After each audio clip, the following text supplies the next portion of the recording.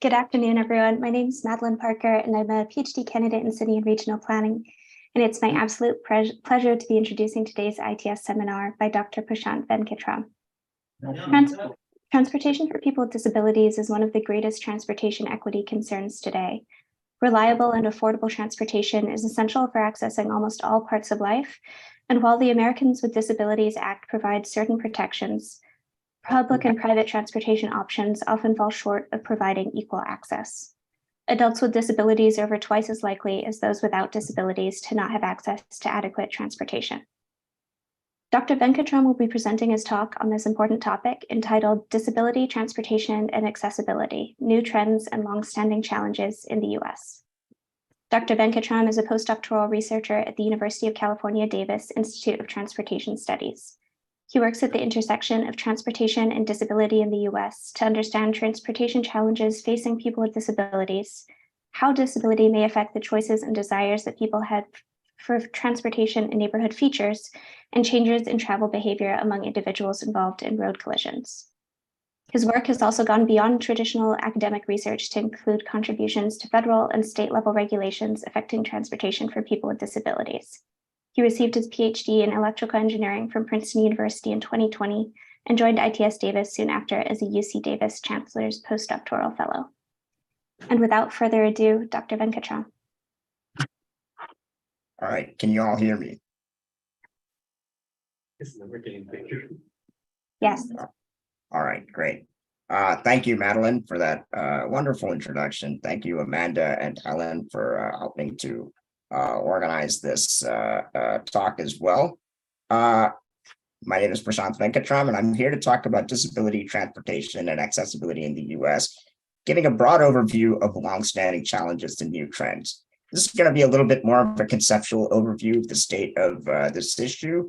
And the genesis of this talk really was that Joan Walker came to give a talk at an ITS Davis hosted event in November.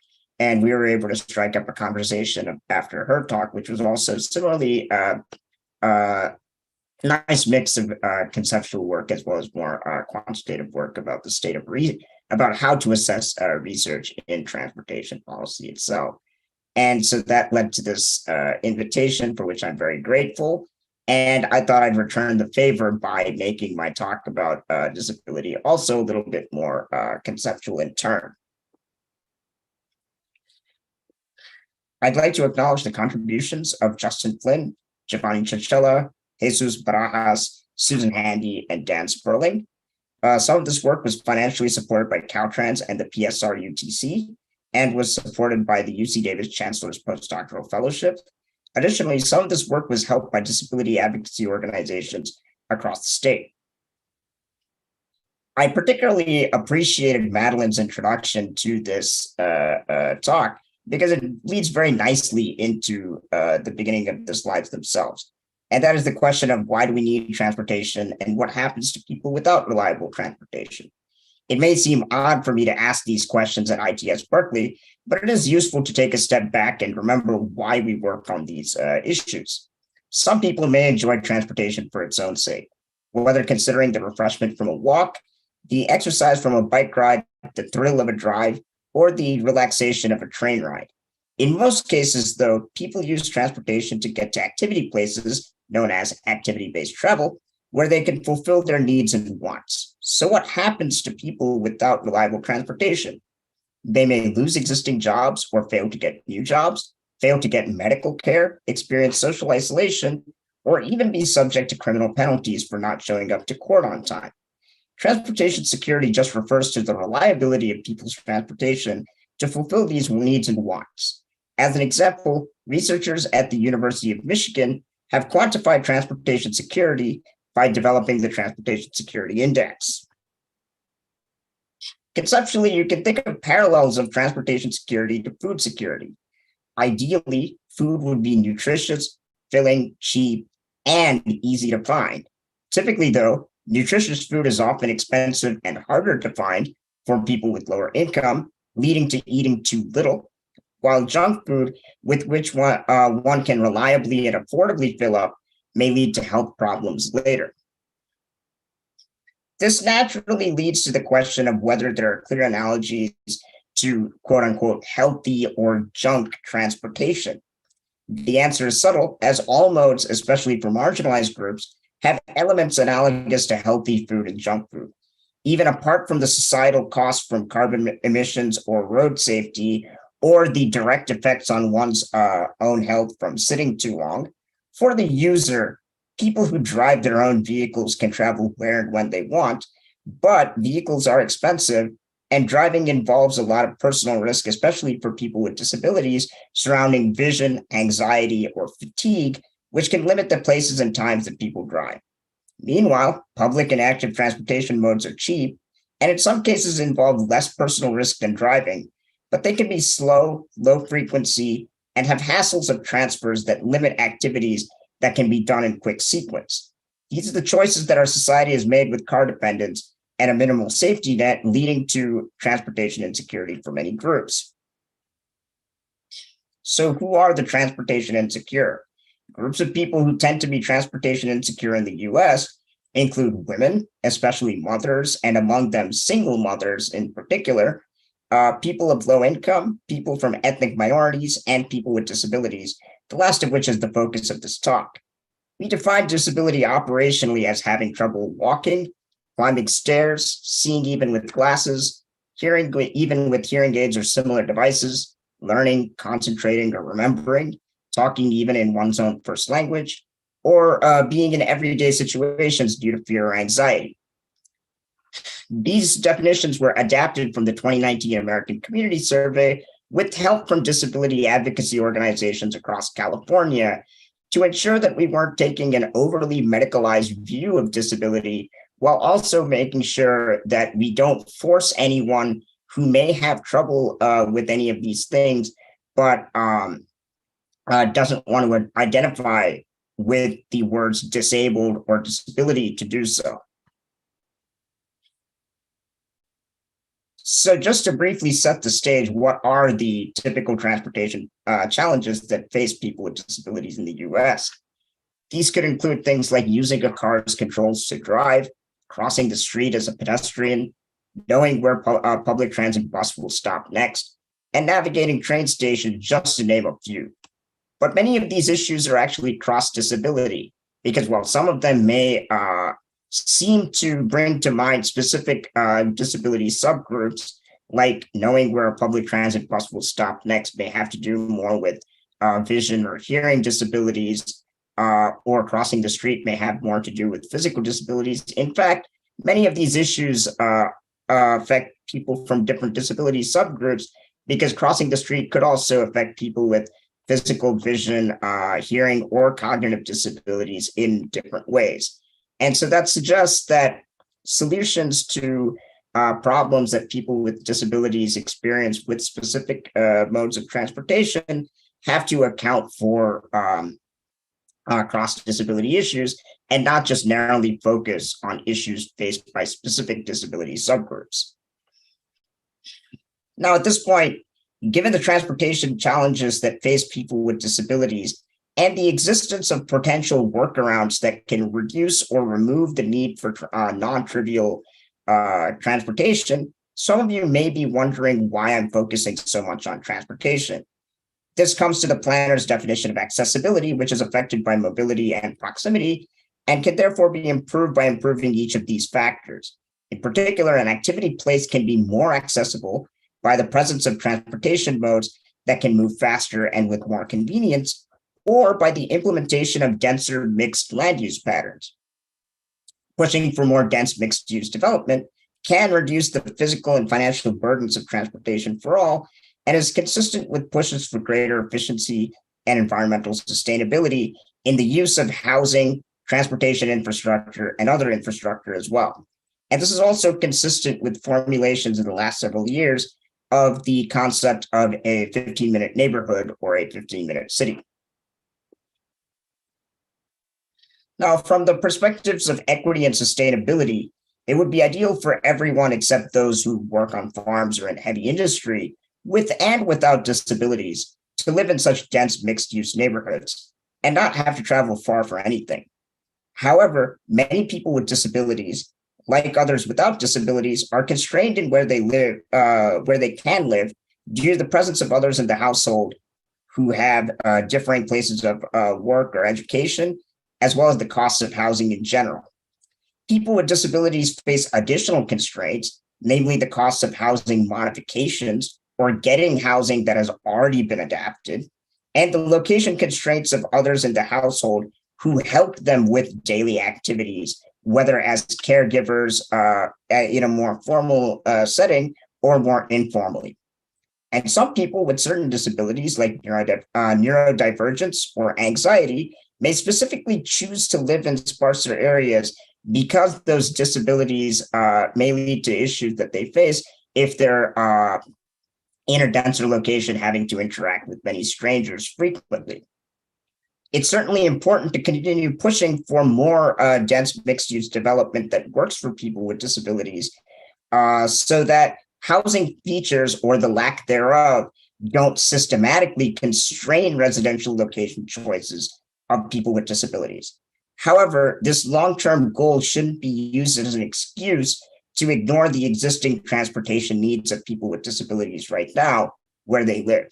As the quote shows, disability is a luxury that not many people can afford, and that's the problem. This is taken from an interview participant who uses a wheelchair in the UK from a recent work about wheelchair users who use the London Underground, or the Tube as it's known there.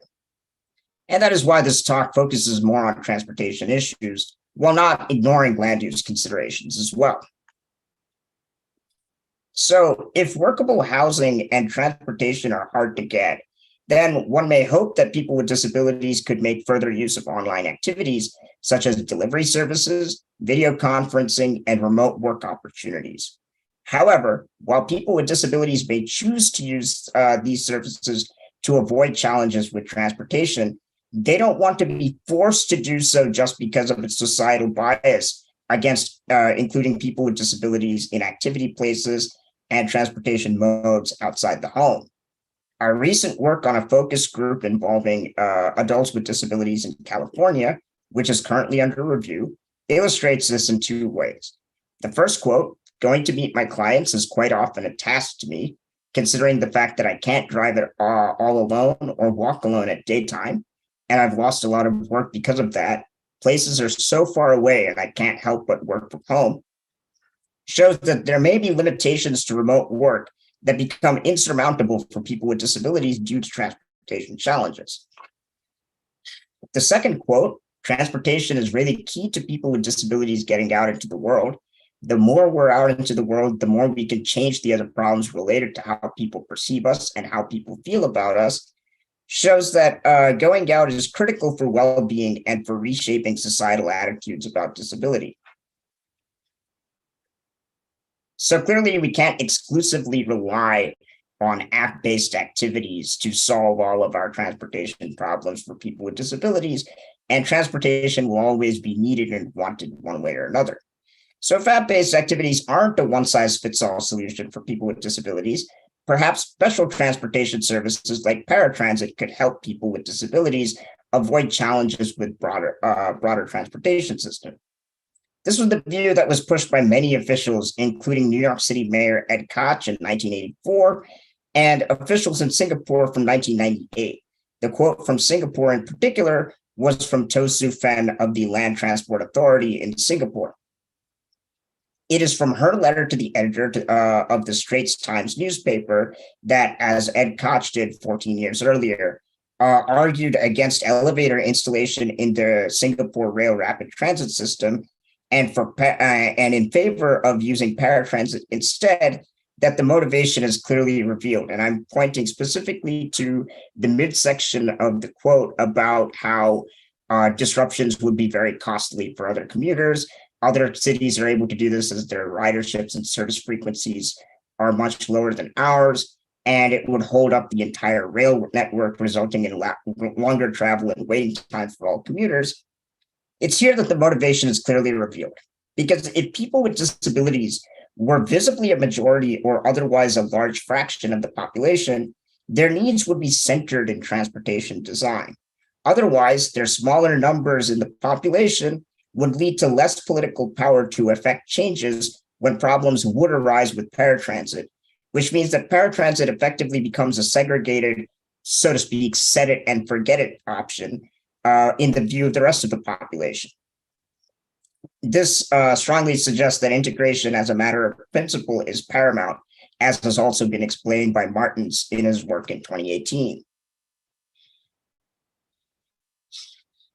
So we saw some potentially problematic views about against integrating people with disabilities in broader transportation systems in the past, and suggesting paratransit only for that reason. But maybe we shouldn't be so quick to write off paratransit in general. So let's consider the pros and cons of paratransit in the US in greater depth.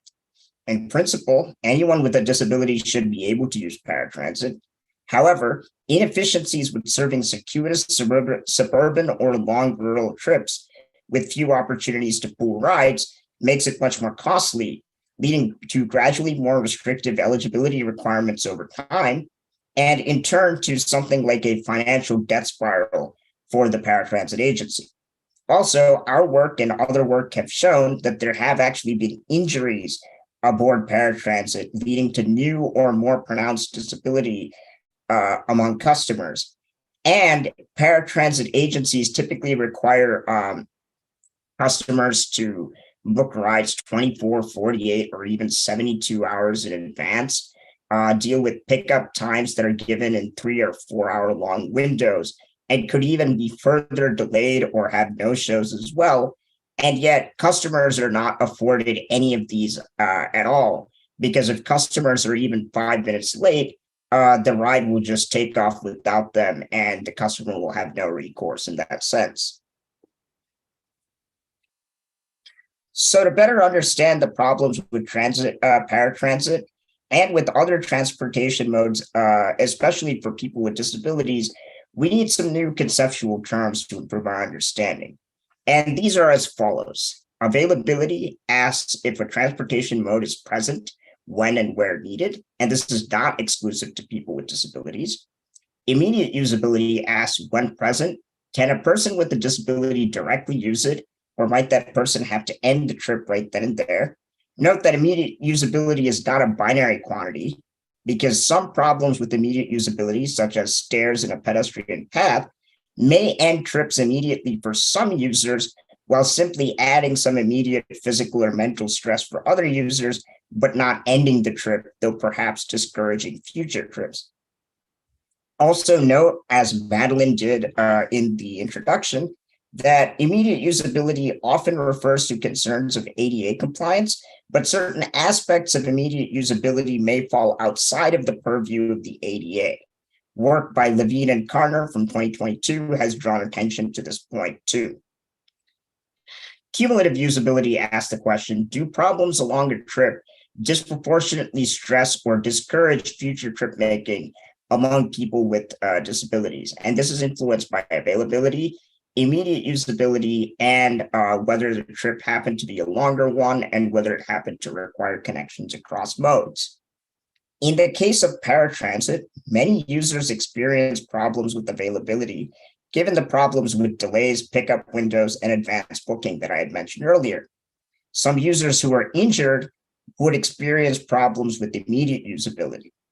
And furthermore, research by Beziak et al. From 2017 also shows the prevalence of circuitous routes, and more directly, users being negligently left on a paratransit bus for too long, implying problems with cumulative usability that may not necessarily be directly tied in every case to availability or immediate usability per se. More recent research by Beziak et al. Has shown from 2020 has shown similar problems with public transit that can discourage people with disabilities from using public transit at all or as often in the future, ultimately implying problems with cumulative usability in a similar way. It may be reasonable to suppose that people who experience these kinds of problems with paratransit are discouraged from future trip making, but actual research about this is sparse. And so just to reiterate, the case of paratransit also illustrates that problems with immediate usability and availability, in addition to problems that arise in longer trips that are taken and not prematurely ended, can affect cumulative usability by potentially discouraging future trip making using that mode. These concepts of immediate usability, availability, and cumulative usability can be applied to analyze individual modes, but their relationships can become more complex and subtle for modes that depend on first or last mile connections. And to illustrate this, we'll go through a few examples of different modes that do or do not depend on first or last mile connections, and understand what immediate usability, availability, and cumulative usability mean in those contexts. Let's first consider the case of walking. And in particular, I'm considering the case of using walking without connecting to any other mode. In this case, immediate usability would primarily refer to the presence of a smooth, unobstructed walking surface, but availability could refer to the same thing.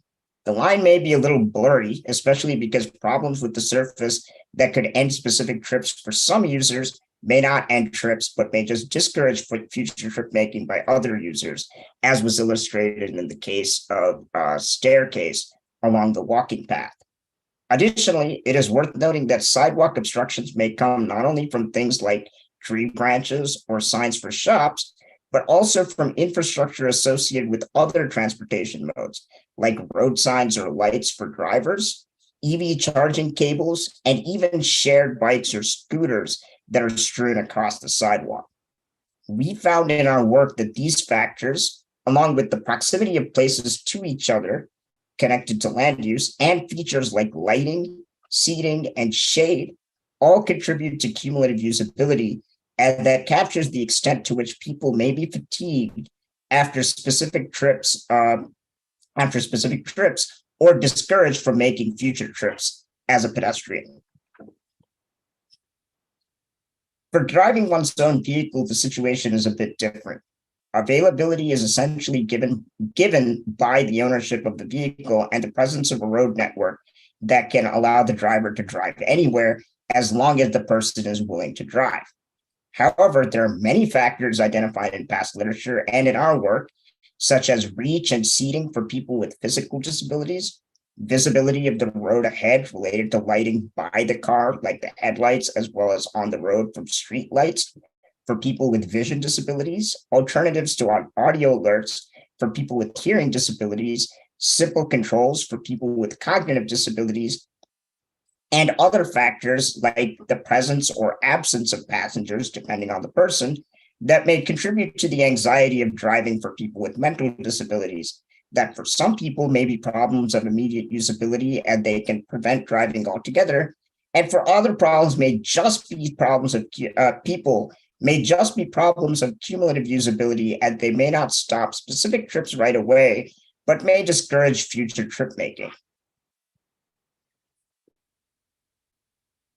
Car sharing is often portrayed as a way to give car access to people who need cars, whether for long trips, large hauls, or trips in car-oriented areas, but cannot afford full car ownership, as well as a way to more efficiently use individual vehicles, as most private vehicles are used for single occupant trips and are parked most of the time.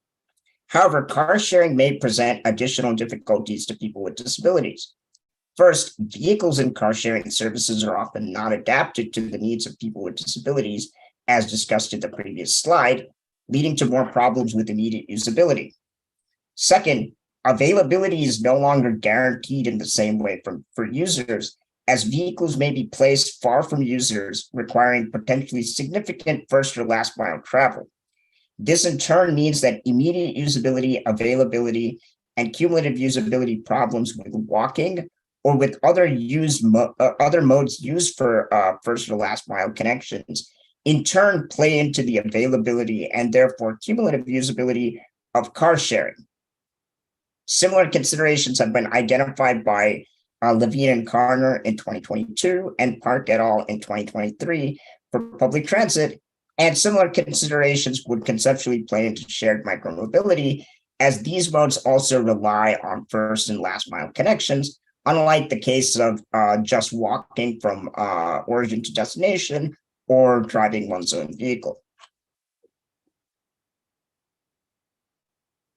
So historically, issues that people with disabilities may have faced with different modes seem to bring about separate design solutions that benefit specific subgroups. And this somewhat siloed nature is historically how transportation for people with disabilities in the US has been handled, seen most clearly in the case of paratransit relative to the population as a whole. However, in recent decades, this paradigm has started to give way to the paradigm of universal design. The broad idea is that helping people with disabilities in the way that most fully integrates them into the transportation system or in a given mode can then help everyone else too in turn. And certain features that can help everyone else as a whole and are also helpful to people with disabilities could disproportionately help people with disabilities too. And this concept of universal design can be applied to availability and immediate usability, as I will discuss in the next few slides. It could also be applied to cumulative usability too, although I won't get into that in this presentation. The application of universal design to availability is conceptually straightforward. There are many modes like public transit, which require provision of the service by an external entity, and therefore have parameters like coverage, timeliness, frequency, and first or last mile connections. So the idea would be that improving these parameters for everyone could disproportionately help people with disabilities in turn. Although in practice, policymakers would have to contend with trading off between these different service objectives in the face of limited resources, and choosing certain objectives over others could help or hurt different people from different disability subgroups. Universal design can also be applied to immediate usability, as can be seen in the following examples. Level boarding for trains can help people pushing strollers and people who can walk but may have trouble climbing stairs, not just people who use wheelchairs. Audible crossing signals and timers can help people with vision disabilities, people with cognitive disabilities, and pedestrians and drivers in general. And fire alarms with audible and visual alerts can help people with vision and hearing disabilities, along with the rest of the population, although I should note that it's technically not a transportation example per se. However, there are some subtleties about certain implementations of universal design to immediate usability and arguably to availability and cumulative usability too in transportation and urban planning that we should be aware of. And I'll be showing that in the slides that follow.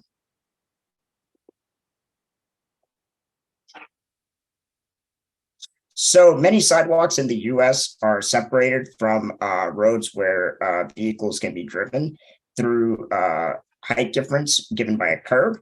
And this separation may help pedestrians, especially those with vision disabilities, feel safe while they're walking on the sidewalk. And they can also reduce the ramp slope from a wheelchair to a sidewalk for people who use wheelchairs and private vehicles, or even wheelchairs and travel on buses. But other people who use wheelchairs primarily as pedestrians, in many cases have said that they can't handle curb ramp slopes, even though those curb ramp slopes are technically compliant with the Americans with Disabilities Act, or ADA. And these same users have spoken of wanting curbless sidewalks, as has been reported by the FHWA in 2017. So a potentially easier solution for this could be to implement raised crosswalks, as that would take away the slope issue from trying to cross the street while not compromising on the ramp slopes or the safety issue for anyone who's using the sidewalk outside of an intersection. But this just goes to show that although the existence of the curb could have been argued as an example of universal design that would help people in general and also particularly help people with vision disabilities, it didn't go quite far enough, because there do seem to be other people with disabilities who would otherwise use the sidewalk who have trouble with certain aspects of its design too. So there was room for improvement there. Another example would be tactile strips. These help people with vision disabilities, especially at curb ramps and train platforms, to make sure that they don't accidentally step into a roadway where vehicles are traveling or onto a train track. And they do even better with the clear color contrast. The operating assumption was that these tactile strips weren't hurting anyone else, but it turns out that they can hurt people who use wheelchairs because the bumps can lead to more effort spent pushing the wheelchair over the tactile strip, and can really hurt people who use wheelchairs by shaking their whole bodies and especially their backs up and down. So there have been some proposed solutions for this, including having a more standardized spacing between the bumps or grooves that are used for tactile stripping to make sure that there's enough stripping for people who use white canes to detect them, while having enough gaps so that people who use wheelchairs will be able to pass through them without. I'm sorry, was that a question? Okay, I guess not. So one solution could be to make sure that the strips are spaced out enough that someone using a white cane would be able to still detect the edge of the curb ramp or the train platform, while people who use wheelchairs would be able to pass through without feeling all of those bumps all the time. Another possible solution could be to have more subtle grooves instead of bumps, so that people with who use white canes can feel them properly, while people who use wheelchairs wouldn't feel as much bumpiness passing over them. Now we get into a street design element that where the solution may be somewhat less obvious. Roundabouts are often used to create a safer and slower environment for drivers and pedestrians to interact with each other, especially at an intersection. And these slower speeds can help improve road safety outcomes for drivers and pedestrians alike. However, and this can particularly help people with disabilities on the whole, given that many more people with disabilities tend to be pedestrians, and fewer tend to use cars on a percentage basis compared to the general population. However, unpredictable and quieter movement of vehicles due to slower speeds can hurt people with vision disabilities, because in contrast to a signalized intersection, especially where the signal has an audio component too, here, people with vision disabilities would have to rely entirely on their judgment of the sounds of passing cars to know or have some idea of when it's safe to cross.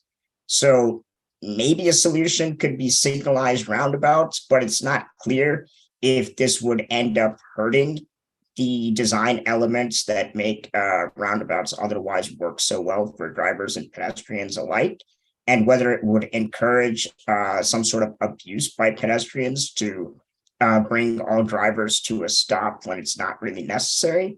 Or maybe this is what is necessary to ensure a safe crossing for all pedestrians. I don't know, but clearly there needs to be more work done on this issue too.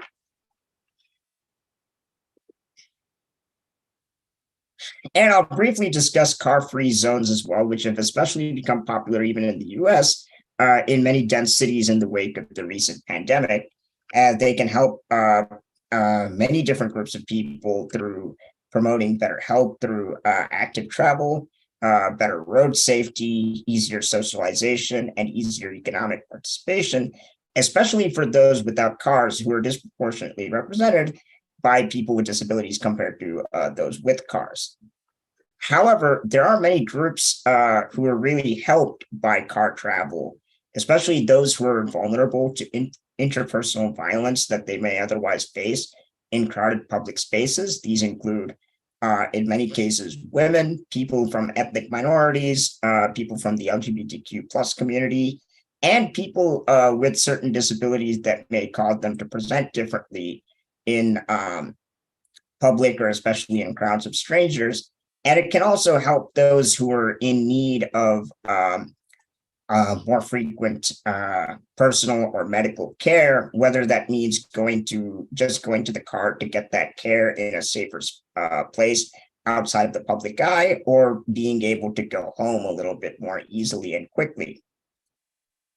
These were the kinds of questions that motivated a recently published study by Verlinghieri et al. In the UK, after they interviewed ordinary people with disabilities as well as disability advocacy organization employees across the UK to understand whether it would be better for big cities in the UK to promote truly car-free zones or more car light or low car zones.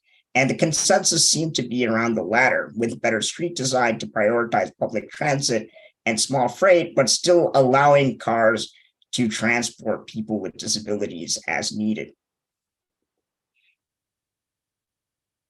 So I hope you all now have a broader conceptual yet practical understanding of some of the problems with transportation facing people with disabilities in the US.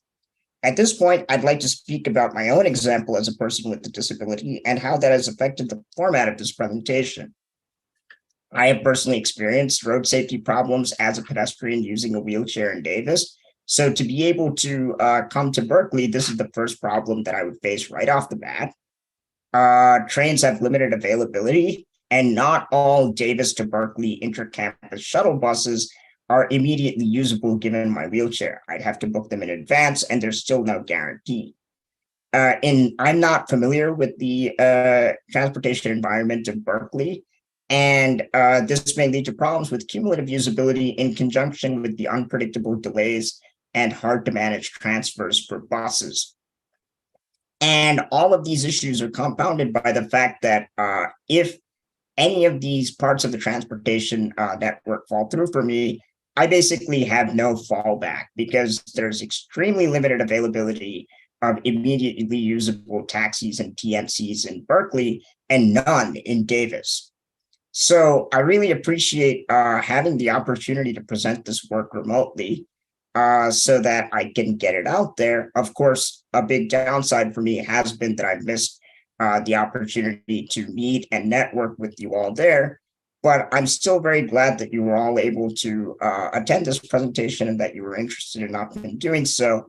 And I hope I haven't gone on too long, but I'm happy to take questions at this time. Thank you.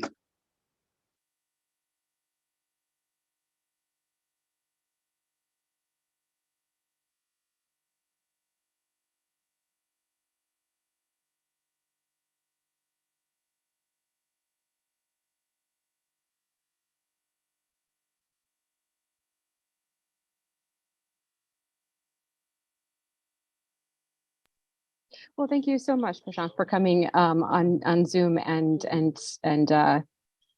talking with us. So please, if anyone does have questions, you can either feel free to type them in the chat or just unmute yourself and ask away. So please discuss. I see we have a question. Please go ahead.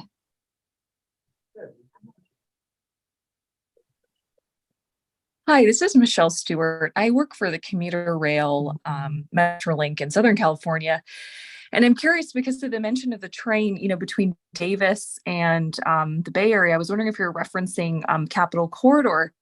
And I'm just kind of curious, since it's sort of a similar system, how you find that experience. I know it sounds like connectivity once you actually get off the train is kind of a challenge, but what the actual train experience is like for you. That's a good question. So yes, I am referring to Capital Corridor. I have only used Capital Corridor once, and that was, I think, technically a one-way trip because the way back I took a taxi. That was to and from Sacramento, and at least Sacramento had taxi options too. I had no particular problems with using the train because at least in Davis, the train station and platforms are pretty easy and straightforward to navigate. And as I recall, I think the low-level trains had inbuilt lifts that were able to take my wheelchair, and there was enough room for me to navigate and maneuver to a place where I could park my wheelchair. Okay. And Sacramento, the train station, I think, was also reasonably easy to navigate as well. So no issues there. The bigger issues were more sort of getting to and from the train station in Yeah. Davis and in Sacramento as well. The other concern, though, is that the travel time from Davis to Sacramento is only 20 minutes, and again, it's also close enough that if I miss a train, there's a taxi option or something like that. Whereas with Berkeley, obviously, we're looking at a 2 to 2.5 hour travel time. And I've heard from other people who work at ITS Davis and commute from that area that there have been service cuts even since before the start of the recent pandemic. And so it's become even harder then to be flexible about that. And, if I miss the last train, I'm really out of luck. So that's kind of the way I approach that. Oh, that's really interesting. Well, and I think the point you're making too is right, like the sort of first or maybe the last 5 miles, that's kind of a challenge. And then, the flexibility of the service as well. So it's just very helpful to hear those insights. So thank you. Mm-hmm. And it was a great presentation. Thank you.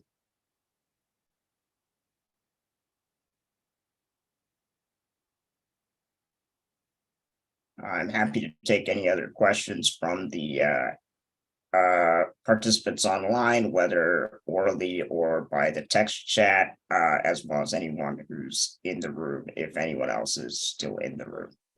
I see Alex has his hand up. Yes, thank you. I have the following question. First of all, thank you very much for raising the topic. It's an important one for some of us, and make it public. My question is twofold. First of all, what is your primary mode of transportation? How do you get around, even within Davis? And how do you travel longer distances? And second, one of the things that people who need wheelchairs raise is that vehicles that ADA compliant vehicles there is a shortage of those, and wait time is big, and when they call paratransit windows are too large and so forth. So where do we get more such vehicles? Who is going to pay for them? All excellent questions. So as far as the question about my own travel patterns is concerned, I actually work entirely remotely these days. So my travel within Davis is very minimal. But when I do travel, it's exclusively through a combination of buses to get me more toward downtown Davis or the campus, and then walking from there. Regarding your second question, also an excellent question about how we get more funding. It sort of remains to be seen, because one of the regulatory proceedings that I've been following along with my colleagues at the Policy Institute has been the TNC Access for All Fund that would add a 10-cent per trip fee to all TNC rides, with the intent of that money being then used to fund the provision of wheelchair accessible TNC or similar services in the corresponding counties where these TNC services operate to. It's still somewhat in its infancy. There are still a lot of rules that are being hashed out even now. And on top of that, there's been data from Chicago showing, for instance, that I think it was, I may have the numbers slightly wrong, but from my recollection, it was that like single occupancy TNC rides into Chicago or into a certain core of Chicago were being surcharged by $1 per ride or something like that. And that didn't really seem to have much of an effect on TNC ridership, which suggests to me that if the purpose of the Access for All fund and the 10-cent per ride fee was to incentivize TNCs to avoid the fee by investing more into their own services that could directly help people with disabilities without needing to go through the government or regulatory agencies to do so. I don't really see that working because it seems more likely to me that TNCs will just pass those fees right along to the consumers, and consumers will barely notice it. And then it remains an open question whether the resulting funding will really be enough to encourage the development of the kinds of services that have been so lacking. I don't know. We'll see. Okay, I see Susan has a question.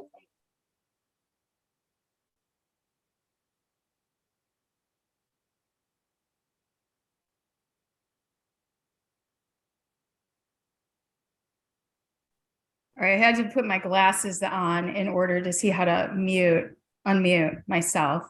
Thank you so much for joining us. I see you all laughing at me. Okay, well, thank you for joining us. This was a great presentation.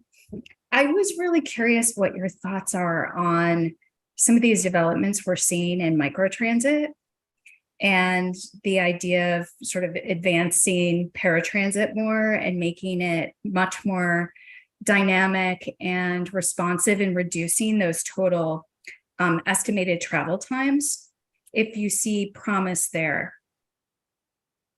So that's a really good question, and thank you for that. I have a few thoughts about this. So at the same event where Joan came, the Three Revolutions Future Mobility Workshop in November, I remember there was a presentation by someone from SAC-RT who worked on their microtransit service SMART, as well as collaborators within ITS Davis. And it's been a few months, so my memory might be a little bit fuzzy, but from what I recall, the basic idea was that microtransit seems to be working a lot more efficiently than paratransit, even though they use the same kind of vehicles in the case of that particular service, mainly because microtransit is deliberately limited to certain service areas and basically forces people to transfer, like get off of one vehicle and potentially either walk or get onto another vehicle if their origins and destinations are within different service zones. Now, that could potentially work for some paratransit users, especially if the issue just happens to be that they don't have sidewalks available where their origins or destinations are, but they could otherwise use public transit services at the other place or in the middle or whatever the case may be. But there may be other paratransit users who genuinely need the door-to-door service. And the same person from SAC-RT was mentioning that part of this is, of course, because of the service limitation for microtransit. But whatever the case may be, paratransit rides are on average still quite a bit longer and much lower occupancy than microtransit rides. And so if it turns out that most paratransit riders are the people who really need somewhat longer door-to-door service, then some aspects of microtransit operation, like more app-based summoning or something like that, could really help. But to some degree, but further gains from an operational standpoint may be somewhat limited. And part of the problem is also we don't really have a good sense of exactly who uses paratransit, who needs paratransit, and why. Obviously, it's people with disabilities, but there may be different reasons for them to use paratransit. And those reasons the distribution of reasons could also change depending on the geographic area, because in places that are more well served by other modes, people who use paratransit may be people who genuinely cannot use other modes. Whereas in other areas, people who use paratransit may be using it because there aren't other modes. And so if those other modes were to come into existence there, they may switch. Yeah, thank you so much for your thoughts on this. I've heard from a few of the companies working in this space that there may be opportunities to improve paratransit experiences, and also, I think, help with subsidizing the overall microtransit costs by blending the service of paratransit with overall microtransit. One other quick point that I'll make in that regard is that one seemingly uniform suggestion seems to be for paratransit agencies as well as microtransit services, if they happen to use the same kind of vehicles, to move away from those high floor, small cutaway buses and towards something more like minivans because of the issues like injuries that I mentioned. I'm not eligible for paratransit because I can use public transit, but I have used similar vehicles before as a passenger in my wheelchair in like college campus shuttles, and they're extraordinarily unpleasant and painful to ride because there's no suspension. Oh, Yeah. that's really helpful to know as we think about vehicle design for these Right. models, And, right? and frankly, switching to something like a minivan could also cut down on vehicle maintenance and purchase costs too. Mm-hmm. So, Yeah, and I'm thinking also electrification. yeah. I saw that Joan had a question as well. Well, yeah, we're at the hour. I'll try to slip it in quickly. Thanks so much for coming. Great presentation. I was curious about the ADA legislation, which obviously seems so transformative. And I'm wondering how dynamic it is, if it's changed over the years, and if there's talk about changing it, if there are things that need to be changed for transportation. That's a really good question. So there are a few things that I can say about that. For one thing, the dynamism has to come more from like interpretation, judicial interpretation or executive interpretation, as would be the case for a lot of laws in the US. Because if you really need those deeper, longer lasting changes, you need legislative change. And there haven't been that many amendments or updates to the ADA, although I would need to look up to remind myself what those have been. There are a couple other things that I can point to about that. One is that I've been learning a lot more about disability access issues in air travel, and that is not covered under the ADA. That's covered under a completely separate law, the Air Carrier Access Act, which was passed, I think, a few years before the ADA. I might be wrong about that, but it was a similar time frame. So that's a limitation, but at least that law exists, so it does cover that particular transportation mode. The other thing that is relevant here is, for instance, the rise of TNCs and whether those TNCs are liable for providing disability access in the same way that taxis or other private transportation providers were. And that hinges on basically whether they are transportation providers bound by Title III of the ADA as private transportation providers, or whether they are technology companies. And those have been driven a lot by judicial interpretation, and different courts have interpreted it differently. So it really remains to be seen how this all shakes out. Thanks again for the invitation, by the way. I really appreciate this. And thank you so much for coming. We really, really appreciate it.